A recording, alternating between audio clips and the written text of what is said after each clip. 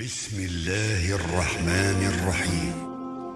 بدان که دنیا منزل است از منزل‌های راه خدای تعالی و همه در این منزل مسافرند، چون مقصد سفری همه یک است.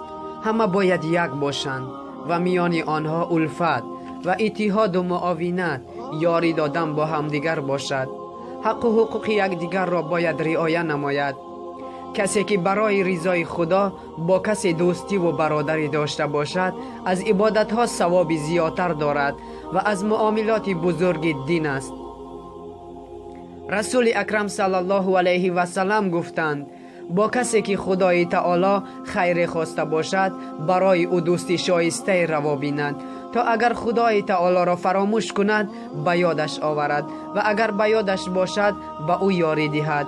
و باز در جای دیگر می گوید: 7 گروهند که فردای قیامت در سایه عرش می باشند و باقی مردمان در گرما و حساباتند. یکم، شاهی عادل. دوم، جوان پسر یا جوان دختری که در جوانی به عبادت خداوند مشغول باشد.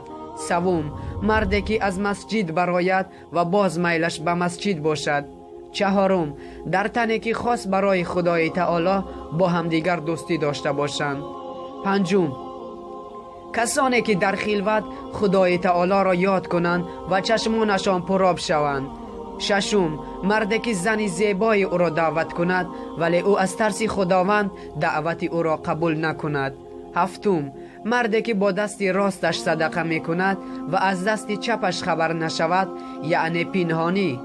استوارتر و مناسب و مستحکمتر دستاویز ایمان دوستی و دشمنی است. برای خدای تعالی یعنی کسی را که دوست داری باید که برای خدای تعالی دوست داری و کسی را که دشمن داری برای خدای تعالی دشمن داری. دوستان خداوند کسانی می باشند که همیشه عبادت خداوند و دشمنان خداوند نهانهایی که از گفتهش سر می تابند. مجاهد میگوید: دوستان خدای تعالی چون در روی یکدیگر خندند گناهانش میریزند. رسول اکرم صلی الله علیه و سلم میگوید: مؤمن برای برادر مؤمنش چون آینه باشد که اگر عیب وی را بیند به او روی راست میگوید و او عیب خود را از برادرش مثل آن قبول کند که در آینه دیده باشد. اگر برادر تو عیبت را با شفقت در خلوت به تو گوید، تو باید از وی نرنجی، برعکس باید منت دار شوی. خبر کردن او امثال آن است که درون جماعت کژدم در آمده و گور را آگاه می کند که از زهر آن امین شوی. عمر رضی الله تعالی عنه می گوید: رحمت خدای تعالی بر آن کسی که عیب مرا مثل هدیه پیش من آورد. با علی رباطی رضی الله می گوید: با عبدالله رازی به جای سفر کردیم. او به من گفت: در راه من امیر باشم یا تو؟ گفتم: البته شما، چون که شما عالمتر و شایسته تر هستید. او گفت: نباشد من که امیر باشم، هر چیزی که بگویم تو باید اطاعت کنی. گفتم: میلش. گفت: آن بسته لباس های را که برای سفر گرفته ایم نزدی من بیار.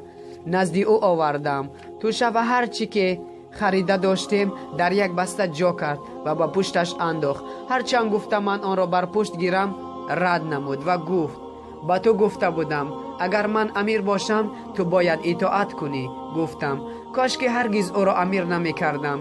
شب دیگر باران گرفت. او تا روز بالای سر من ایستاد و نگذاشت که برای مرا ترک کند. هرگز نگذاشت که باران مرا ترک کند. با او گفتم: آخر باید من خدمت کنم. گفت: سخن مگوی، چون که من امیرم و تو باید اطاعت کنی. رسول اکرم صلی الله علیه و سلم گفت: بگویم شما را که از روزه و صدقه و نماز افضلتر چیست؟ گفتند: بگو. گفت: صلح کردن در میان مسلمانان. انس رضی الله تعالی عنه میگوید: روز رسول اکرم صلی الله علیه و سلم نشسته بود و بیگمان خندید. عمر رضی الله تعالی عنه که همراهش می نشست از خنده اش در تعجب افتاد و گفت: یا رسول الله، برای چی خندیدید؟ گفت: مردی از امت من پیش خدای تعالی به زانو افتاده که گناهان مرا عفو کن.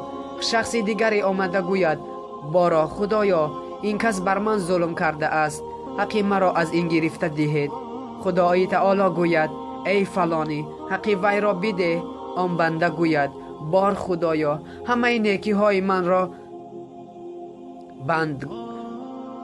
بار خدایا همه نیکی های من را خصمان کسانی که حق آنها را خورده بودم یا ظلم بر آنها کرده بودم بردند و به من هیچ نیکی نمانده است که به آن دعواگر دهم.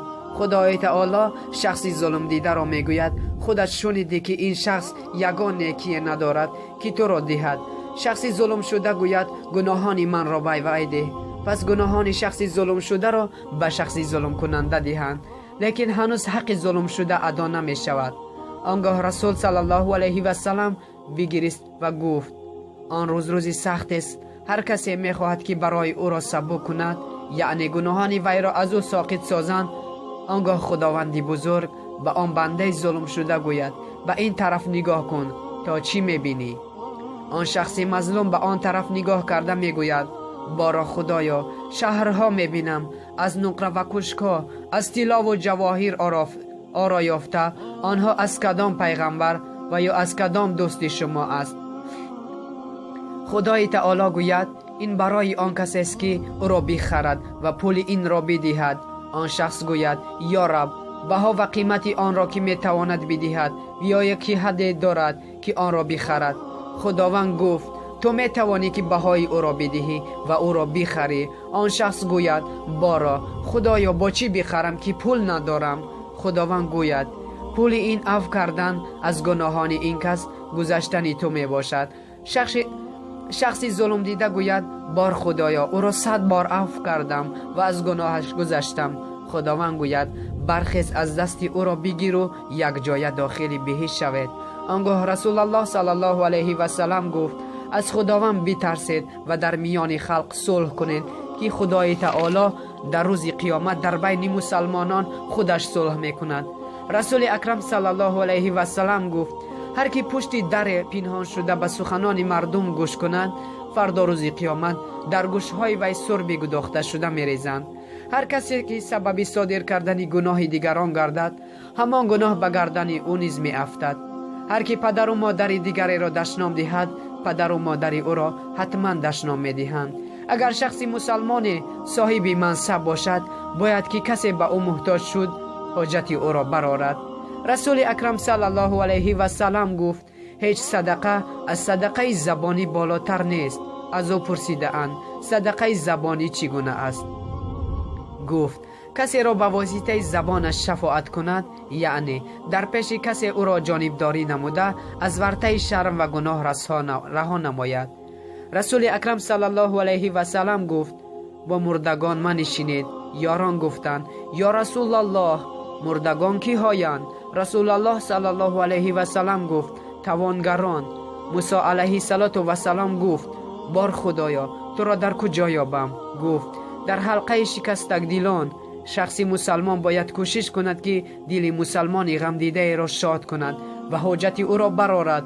رسول اکرم صلی الله علیه و سلم میگوید هر کسی حاجت مسلمان را برآورد و همچنان باشد که همه عمر خدای تعالی را خدمت کرده باشد و هر کی مسلمان غمگین را خرسند کند و مظلوم را از دست ظالم برهاند، خدای تعالی وی را 73 مغفرت کرامت کند و هیچ طاعت را از آن دوستر نمی دارد که شخص شادی و خرسندی به دل مسلمان رساند. و گفت دو خصلت بد است که از این بالاتر گناهان نباشد، یکی شرک آوردن به خدای تعالی و دیگری ظلم کردن به مسلمانان. و باز دو خصلت است که هیچ عبادت از این دو بالاتر نیست، یکی ایمان آوردن به خداوند، دوم راحت مسلمانان را جستن. رسول الله صلی الله علیه و سلم گفت هر کی را غم مسلمان در اون نباشد او از ما نیست. قصه و حکایه از داستان امام غزالی. السلام علیکم و رحمت الله و برکاته.